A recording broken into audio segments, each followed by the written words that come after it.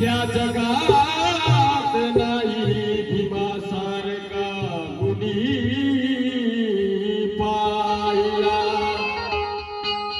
गुलामीच्या बंधनातून मुक्त करण्यासाठी कृपाचारी बहुजनाच्या कहवारी भीमराव लढता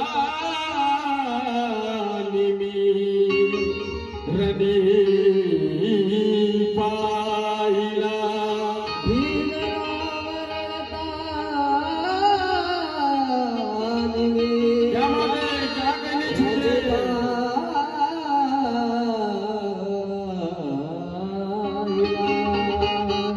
विज्ञानाच्या बळाने अंधार दूर केले भीमाने, लाचार माणसाला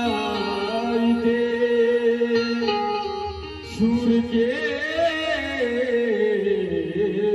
भीमान। अज्ञानातून इथे पोहोचला ज्ञानाच्या शिखरावरी कृपाचारी, मनोमनी विचारांना चकनाचूर केले भीमान। मनोमनी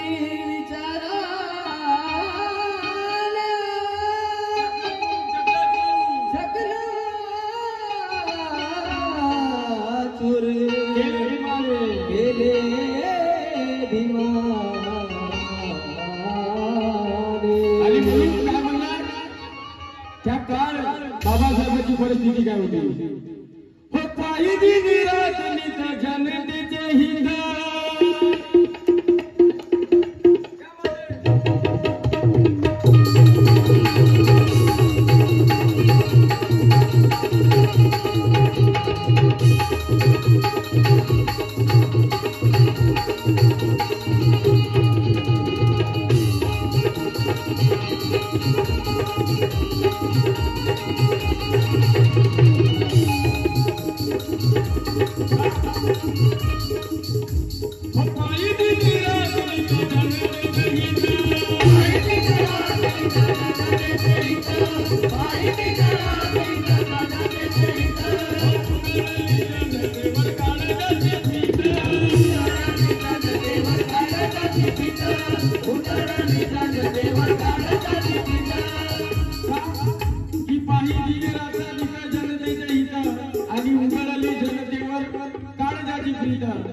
अरे बाबासाहेबांनी आणि रमाईने आपली 4 मुलं तुमच्या माझ्यासाठी मातीत काढले त्या काळी, आणि कशासाठी की त्या 4 मुलांसाठी करोडो लोक सुखी राहिले पाहिजे म्हणून बाबासाहेबांनी आपल्या मुलांचा विचार नाही केला होता। म्हणून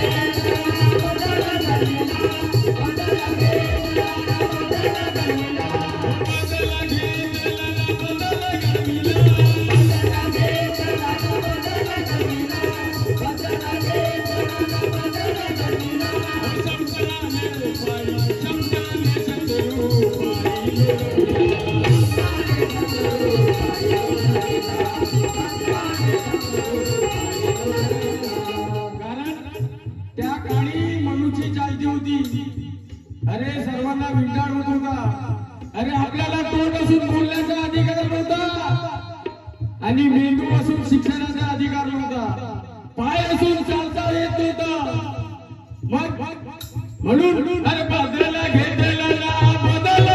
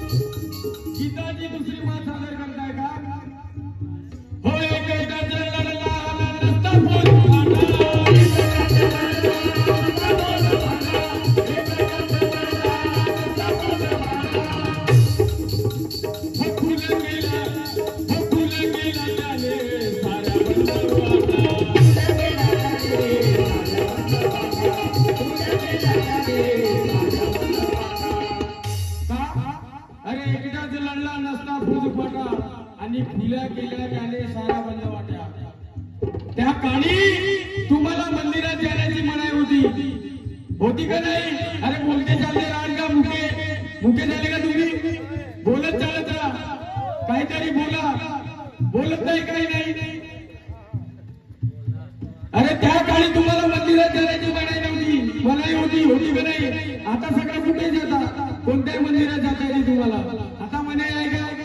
मग हो काही नाही, काहीतरी आवाज हा काहीतरी येऊ द्या ना. काहीच नाही तुमचा आवाज तर आला पाहिजे माझ्यापर्यंत. मला तर समजेल की तुमचा आवाज निघाला की नाही, पण तुम्हाला काही समजेल आम्ही बोलत आहोत. तुम्ही असे बसल्या, असं काही कार्यक्रम चालू आहे, सभा आमसभा, त्याच्यामध्ये बसला होता. जेवण नाही केलं नाही, बोलत चालत राहतं. मला तरी काय समजत? कार्यक्रम करलं तर आणखी मजा येईल. जेवण नाही केलं का? भूमने सांगितलं जेवणाचा कार्यक्रम आज नाही होता का? उद्या आहे का? आता त्यांना सांगायला पाहिजे होतं जेवण करून या म्हणून कार्यक्रमाला. आवाज येत नाही कधी ऐकल्या? अरे अधिकार घेतला ना काहून का? मला एवढं सांगा, 1500 रुपये भेटले म्हणून शांत बसल्या का? आता बरोबर बोल. आपली योजना झाली होती ना, लाडके बहीण योजना. 1500 रुपये घ्या आणि 3000 रुपये वसूल करा. बरोबर आहे का खरी गोष्ट? मस्त घेतलं बायाला, मस्त आनंदानं. का आनंद झाला त्या बायाले? म्हणे बाई ते बाई एका दुसऱ्या बाईले म्हणते 1500 रुपये आले म्हणते, फडणवीसने दिले आपल्याला लाडक्या बहिणीची. त्या बाईले मोठी खुशी, कारण का दिवाळी होती जेवढं. आता म्हणते 1500 रुपये भेटले, बढिया झालं. मग भावाच्या घरी जाईल, मग भावासाठी कपडे घेऊन 1500 घेतले. पण त्या बाईला विचार नाही केला. 1500 भेटले, मग 1500 काय केलं? 1500 खर्च झाले. अरे सरकारी गव्हर्नमेंट शाळा बंद होत आहे, याचा विचार केला तुम्ही?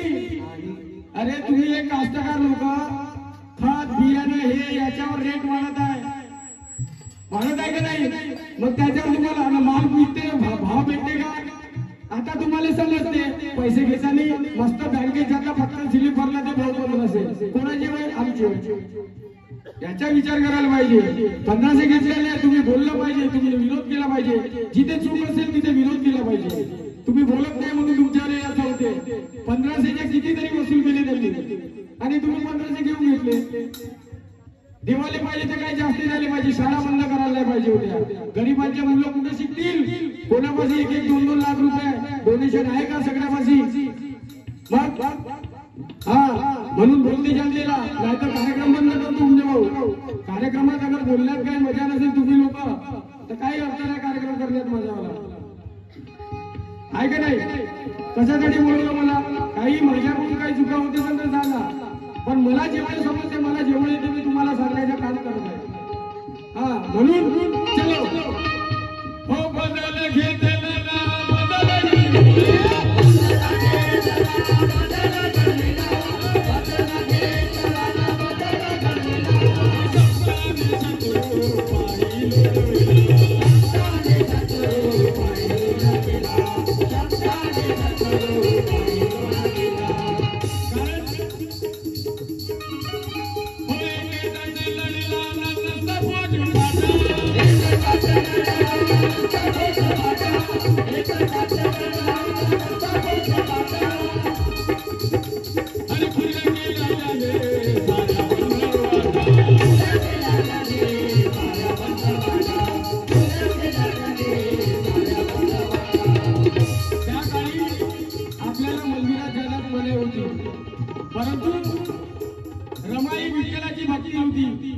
रमाई बाबासाहेबाला हट्ट करते. एक दिवस बाबासाहेबाला म्हणते, साहेब मला विठ्ठलाचं दर्शन घ्यायचं आहे, मला विठ्ठलाच्या दर्शनासाठी द्या.